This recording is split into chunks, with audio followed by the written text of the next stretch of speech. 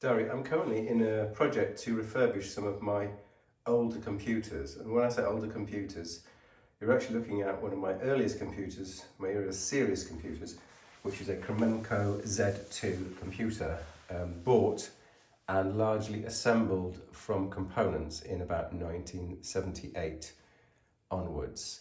So that makes this computer over 40 years old.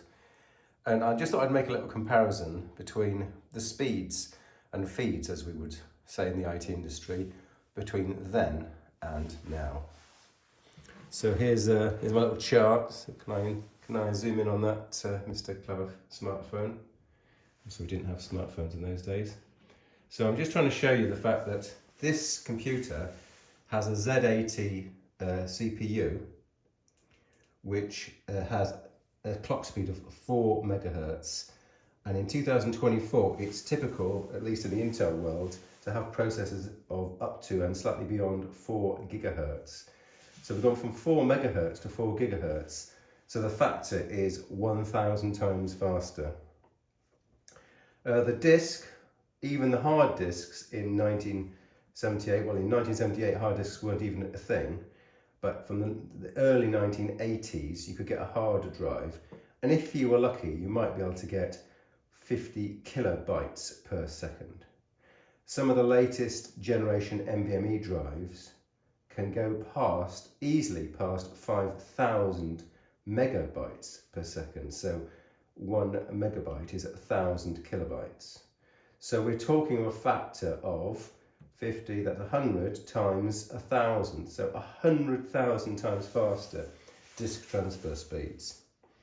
In terms of memory, in the olden days, this computer would be lucky to have 1 megabyte of memory. In fact, it started off with 64 kilobytes of memory. But by the early 80s, you could, if you had enough money, and I mean the amount of money that it would take to have a 1 megabyte card would be more than the cost of quite a luxurious car. Perhaps something like a Jaguar car could buy, or Corvette for American watches, could buy a 1 megabyte memory card. But these days in a PC, well, I've had, probably slightly exceptional, but I've had 256 gigabytes in my main Windows machine for about 4 years now. But let's say a high-end PC could get up to 128 gigabytes. So a gigabyte is 1,000 megabytes. So we're talking of a factor of 128,000 times the size of memory. And this is slightly larger than I would say. So the factor is actually larger than that. And in terms of disk capacity, in 1980, early in 1980, the hard drive size was about 20 megabytes. And if you go for a state-of-the-art system today, you could get up to 20 terabytes.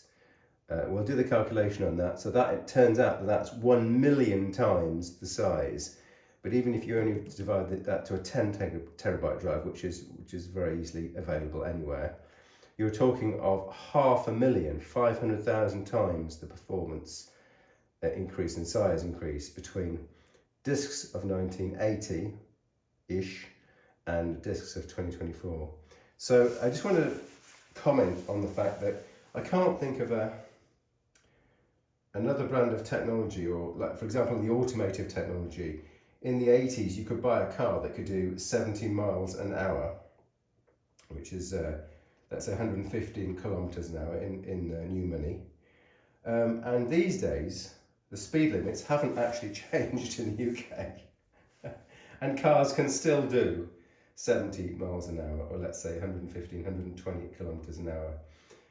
They haven't increased by a factor of 1,000 or 500,000. They've stayed roughly the same. Of course, they're safer than they were in 1980. But computers, their technology and their price in particular has decreased, and the performance has increased by literally factors from 1,000 up to 500,000.